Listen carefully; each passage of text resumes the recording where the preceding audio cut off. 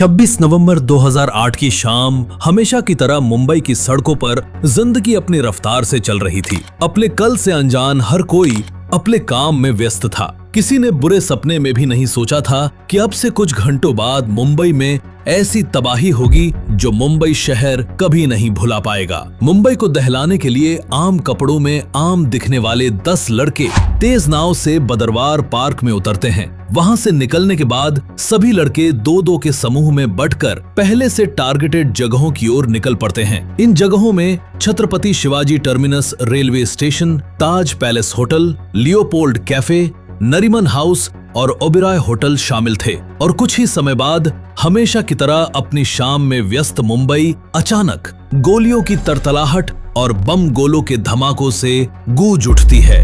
इन धमाकों की शुरुआत Chhatrapati Shivaji Terminus railway station से होती है। ये रेलवे स्टेशन देश के सबसे व्यस्त स्टेशनों में से एक है। इस्माइल खान और अजमल कसाब नाम के 2 लड़के एक साथ स्टेशन पर पहुंचते हैं और ऐसा भयानक दृश्य पैदा करते हैं जिसका अंदाजा कोई नहीं लगा सकता था। यहाँ पहुंचकर जहां कसाब पागलों की तरह हंसते हुए AK-47 से ताबड़तोड़ गोलियां चलाने लगता है, वहीं इस्माइल चारों तरफ हथगोले फेंकता है। किसी को अंदाजा नहीं था कि क्यों और किस कारण उन पर ऐसा हमला किया जा रहा है। चारों ओर बस गोलीबारी और चीखने चिल्लाने की आवाजें गूंज रही थीं। लगातार गोलियों की आवाज और बम धमाकों से लोग डरकर इधर उधर भागने लगते हैं। जिसे जहां जगह मिलती है वो वहीं छुप जाता है। अफरा तफरी और चीख पुकार के बीच दोनों इस तरह गोली चला रहे थे जैसे कोई वीडियो गेम खेल रहा हो। इन दोनों आतंकियों का सिर्फ एक ही मकसद था और वो था मुंबई के सबसे व्यस्त railway station Chhatrapati Shivaji terminus पर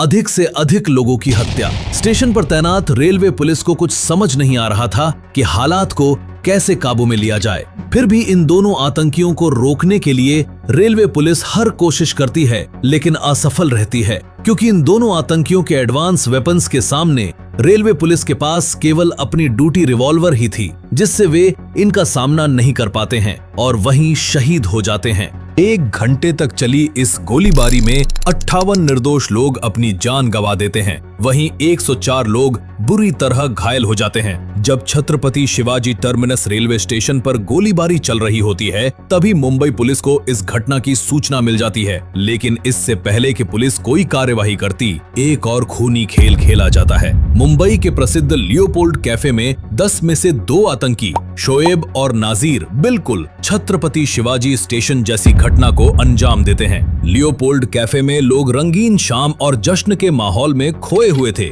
कि 2 जवान लड़के हाथों में बंदूक लिए कैफे में एंट्री करते हैं और लोगों के खून के प्यासे बन जाते हैं। लियोपोल्ड कैफे मुंबई का एक बेहद जाना माना प्लेस है जहां लोगों की हमेशा भीड़ रहती है। इस कैफे पर फॉरेनर्स का भी हमेशा से आना जाना रहा है। इस कैफे की पॉपुलैरिटी और फॉरेनर्स की मौजूदगी के कारण ही इसे टारगेट किया जाता है। दोनों आतंकी लियोपोल्ड कैफे में घुसते ही कई राउंड फायरिंग करते हैं। अचानक की गई गोलीबारी से कई लोग चाहकर भी अपनी जान नहीं बचा पाते, जिससे इस हमले में कई भारतीय और विदेशी लोग मारे जाते हैं। मुंबई में लगातार हुए 2 हमलों के बाद भी बात यहाँ नहीं रुकती। अभी तो बस शुरुआत हुई थी और अभी कई बड़े हमले बाकी थे। लगातार हो रहे इन हमलों से मुंबई पुलिस भी अब तक समझ चुकी थी कि ये पहले से प्री प्लान्ड टेररिस्ट अटैक है और समय रहते इसे कंट्रोल नहीं किया गया तो इसका मंजर और भी भयावह हो सकता है। जब छत्रपति स्टेशन पर हमला हो रहा था तभी आतंकियों का एक और समूह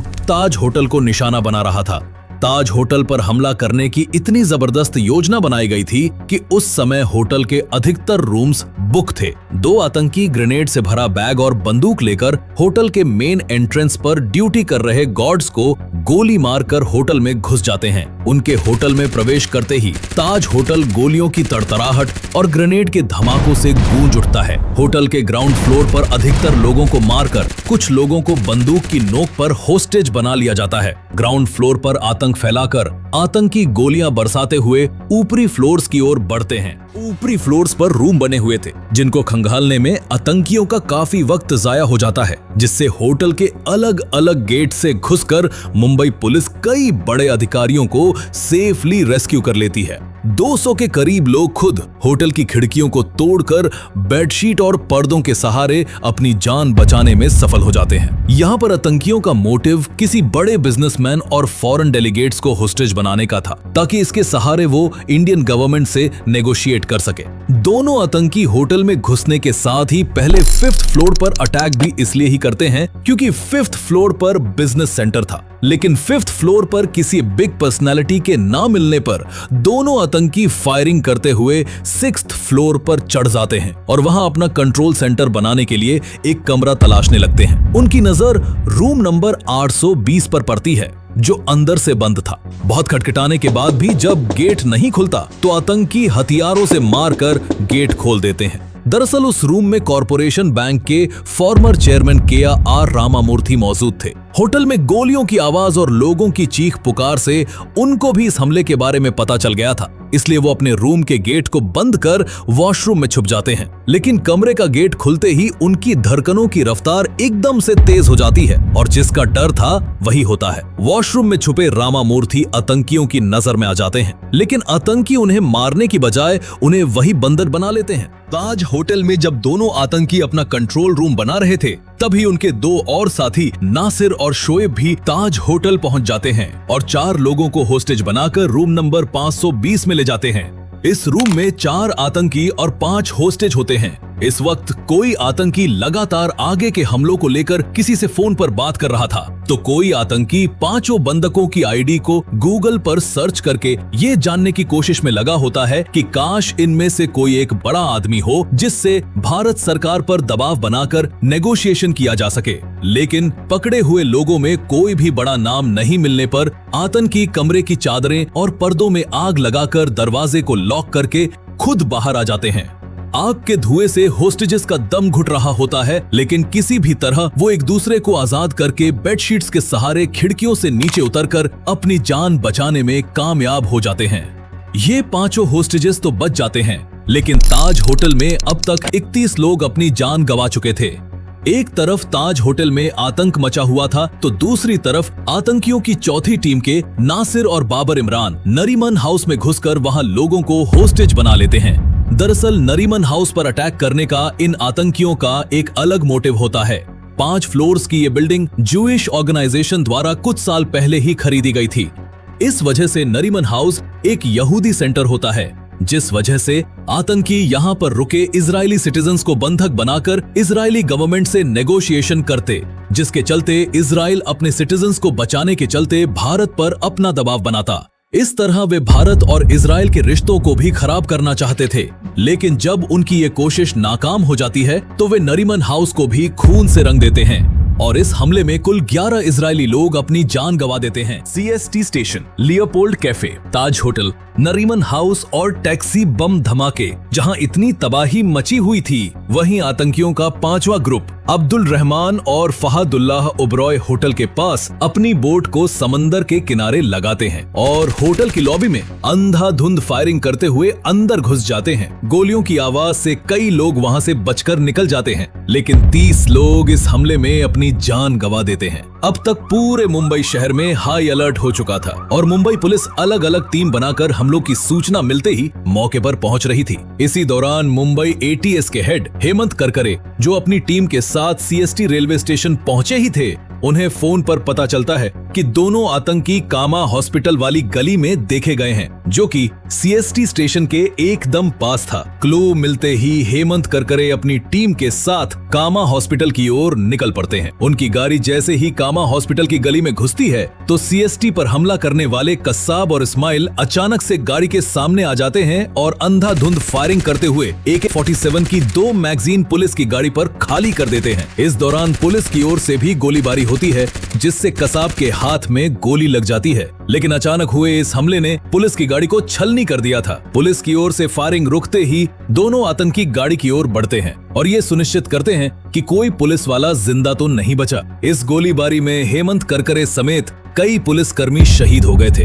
दोनों आतंकियों ने जब गाड़ी में आगे पीछे देखकर कंफर्म कर लिया कि कोई जिंदा नहीं है, तो वे गाड़ी में आगे की सीटों पर बैठे पुलिसकर्मियों की डेड बॉडी को गाड़ी से उतारकर खुद गाड़ी में बैठ जाते हैं और गाड़ी को लेकर मालाबार हिल्स की ओर निकल पड़ते हैं। हालांकि गोलीबारी के कारण गाड़ी पहले ही छल्ली हो चुकी थी, इसलिए थोड़ा आगे चलने पर ही गाड़ी का टायर पंचर हो जाता है। दोनों आतंकी गाड़ी बदलने का सोचते हैं कि तभी उन्हें सामने से आती हुई स्कॉडा गाड़ी दिखाई देती है। दोनों गाड़ी से उतरते हैं और बंदूक के दम पर स्कॉडा गाड़ी को वे अपने कब्जे में ले लेते हैं और मालाबार हिल्स की तरफ बढ़ जाते हैं। इसमें दो चीजें अच्छी होती हैं। एक तो आतंकी स्कॉडा कार में बैठी फैमिली को मारना भूल जाते हैं और दूसरा ये कि जिस पुलिस कार में बैठकर वे यहाँ तक आए थे, उसमें पीछे की सीट पर बैठा हेड कांस्टेबल अरुण जाधव अभी भी जिंदा था। उसे बस कंधे पर गोली लगी थी और वो मरने का नाटक करते हुए पूरे रास्ते कसाब और इस्माइल की बातें सुन रहा था। इन आतंकियों ने जैसे ही पुलिस कार को खाली किया,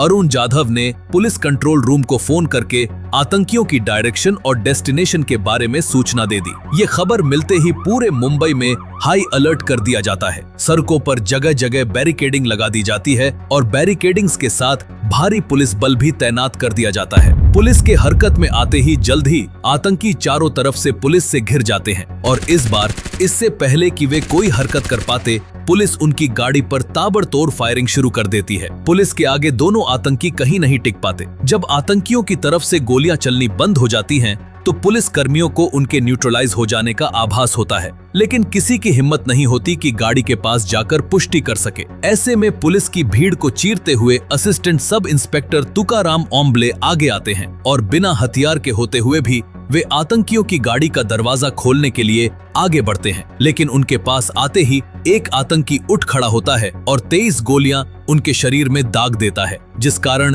तुकाराम ओम्बले वहीं पर शहीद हो जाते हैं। हालांकि शहीद तुकाराम ओम्बले का बलिदान व्यर्थ नहीं जाता और उनकी बहादुरी के चलते एक आतंकी अजमल कसाब को जिंदा पकड़ लिया जाता है, जो बाद में इन्वेस्टिगेशंस में बहुत काम आता है। लेकिन अभी भी 8 आतंकी बाकी थे जो मुंबई में आतंक मचा रहे होते हैं। अब तक महाराष्ट्र गवर्नमेंट द्वारा सेंट्रल गवर्नमेंट से मदद मांगने पर नई दिल्ली से एनएसजी कमांडो की टीम तैयार हो चुकी थी, लेकिन उन्हें एयरक्राफ्ट न मिल पाने की वजह से आने में समय लगने वाला था। इसलिए काउंटर अटैक करने और स्थिति को संभालने की जिम्मेदारी मार्कोस को दी जाती है। मार्कोस यानी मरीन कमांडो को अनजान जगहों पर शानदार ऑपरेशंस के लिए जाना जाता है। ये कमांडो हर तरह के वेपन्स को चलाने में पूरी तरह ट्रेंड होते हैं, इसलिए इस आतंकवादी हमले को हैंडल करने के लिए मार्कोस को बुलाया जाता है। मार्कोस 27 नवंबर की रात करीब 2 बजे मुंबई के INS अभिमन्यु पहुंचते हैं और वहां से 2 टुकड़ियों में बंटकर होटल ताज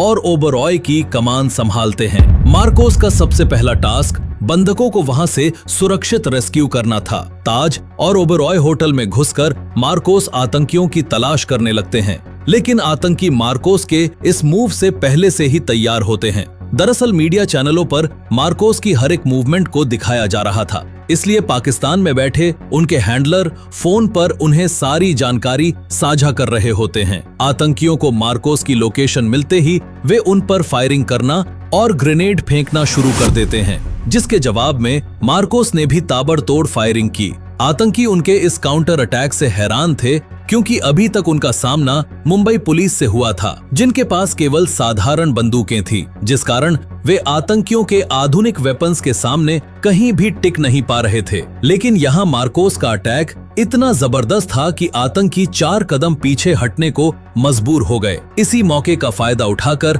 मार्कोस ने ताज होटल से 150 और ओबरॉय होटल से 200 लोगों को सुरक्षित बाहर निकाल लिया। हालांकि दोनों जगहों पर अभी भी कई लोग फंसे हुए थे, जो किसी भी पल आतंकियों के हमले का शिकार हो सकते थे। लेकिन इस दौरान राहत की बात यह होती है कि सुबह के करीब 5 बजे IL-76 एयरक्राफ्ट में सवार 200 NSG कमांडो की टीम मुंबई पहुंच चुकी होती है। NSG कमांडो मुंबई पहुंचते ही सबसे पहले मुंबई पुलिस और मार्कोस से आतंकियों की जानकारी एकत्र करते हैं और फिर 3 टुकड़ियों में बंटकर ताज होटल, ओबरॉय होटल और नरीमन हाउस की ओर रवाना हो जाते हैं। इस तरह NSG का ऑपरेशन ब्लैक टॉर्नेडो शुरू हो जाता है। 27 नवंबर सुबह के 6 बजे कमांडोज की पहली टीम होटल ओबरॉय पहुंचती है। अपनी ट्रेनिंग का इस्तेमाल करते हुए कमांडोज फ्लोर बाय फ्लोर ऊपर चढ़ने लगते हैं। 19th फ्लोर पर पहुंचते ही आतंकियों की ओर से फायरिंग शुरू हो जाती है। साथ ही ग्रेनेड्स फेंककर आतंकी पूरे फ्लोर पर धुआं कर देते हैं।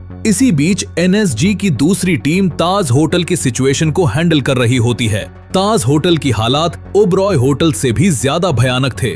यहाँ 4 आतंकी थे जिन्होंने कई कमरों को आग के हवाले कर दिया था। आग की लपटों के बीच फैले धुएं से कमांडोज का सांस ले पाना भी मुश्किल हो रहा था। वहीं तीसरी ओर नरीमन हाउस में घात लगाकर बैठे आतंकी कमांडोज के आने से पहले ही ऊपर के फ्लोर्स तक आने वाली सीढ़ियों को तोड़ देते हैं, जिससे आतंकियों तक पहुंचने का रास्ता न मिल पाने की वजह से कमांडोज को नरीमन हाउस की छत पर एयर ड्रॉप किया जाता है। ओबरॉय होटल, ताज होटल और नरीमन हाउस तीनों ही लोकेशंस पर कमांडोज काफी मुश्किलों का सामना कर रहे थे। आतंकी चूहे की तरह बिलों में छिपकर बैठे थे और लगातार छिपकर हमला कर रहे थे। इसलिए बहादुरी के साथ साथ चालाकी से काम लेते हुए NSG कमांडोज ओबरॉय होटल में दोहरी रणनीति अपनाते हैं। होटल ओबरॉय में कमांडोज का एक ग्रुप आतंकियों से काउंटर अटैक करता है। वहीं ओबरॉय होटल के सामने एयर इंडिया की बिल्डिंग के 11th फ्लोर पर कुछ स्नाइपर्स तैनात किए जाते हैं। इस तरह NSG के कोऑर्डिनेटेड मूव से दोनों आतंकी कुछ ही देर में ढेर हो जाते हैं। इस तरह 28 नवंबर दोपहर के 3 बजे तक NSG कमांडोज ने होटल ओबरॉय को आतंकियों से आजाद करवा लिया। इसी बीच नरीमन हाउस में मेजर संदीप सैनी को एक क्लू मिलता है और वो एक कमरे में एक के बाद एक कई हथगोले फेंक देते हैं, जिससे नरीमन हाउस में छुपे आतंकी भी इस हमले में ढेर हो जाते हैं। अब केवल ताज होटल में छुपे आतंकी NSG का आखिरी टास्क होते हैं। होटल ताज में कमांडोज को वसाबी रेस्टोरेंट से कुछ गोलियों की आवाज आती है। देर न करते हुए NSG कमांडोज रेस्टोरेंट में कई ग्रेनेड्स फेंक देते हैं, जिससे वहां फैले धुएं के चलते अब वो चारों चूहे रेस्टोरेंट से बाहर निकलते हैं और पहले से घेराबंदी किए NSG की टीम उन पर चारों ओर से ताबड़तोड़ गोलियों की बरसात कर देती है और अगले ही पल वो चारों आतंकी वहीं पर ढेर हो जाते हैं। इस तरह 29 नवंबर सुबह के 8 बजे तक ताज होटल भी सिक्योर हो जाता है। 10 में से 9 आतंकी मारे जा चुके थे और एक आतंकी अजमल कसाब को जिंदा पकड़ा जा चुका था। 26 नवंबर की शाम को शुरू हुआ ये मौत का खेल 29 नवंबर की सुबह खत्म हुआ। इस अटैक में 166 बेगुनाह लोग मारे गए, जबकि 300 से ज्यादा लोग गंभीर रूप से घायल हुए। 60 घंटों तक सांस रोककर बैठी मुंबई आखिरकार राहत की सांस लेती है। लेकिन 10 लड़कों का इस तरह मुंबई में घुसकर इतने बड़े हमले को अंजाम देना एक गहरी साजिश का हिस्सा था, जो पिछले कई सालों से पाकिस्तान में रची जा रही थी। किस तरह से इन लड़कों को इस हमले के लिए तैयार किया गया और कौन कौन मास्टरमाइंड इसके पीछे था, इसकी डिटेल जानकारी के लिए मैं जल्द ही एक वीडियो लेकर आने वाला हूं। इसलिए चैनल को सब्सक्राइब जरूर कर लें और इतिहास के पन्नों से जुड़ी इसी तरह की अनसुनी दास्तानें जानने के लिए जुड़े रहिए हमारे साथ। धन्यवाद। जय हिंद।